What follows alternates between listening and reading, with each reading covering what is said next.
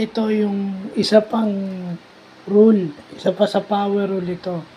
Kung kanina is may given na isa, dito is pag isa lang yung given.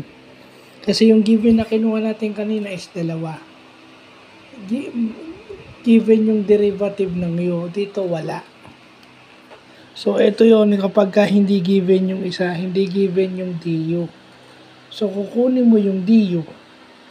Kasi yung kanina, ang given natin is given yung du. Yung derivative ng u is nakuha natin doon sa given. Dito wala.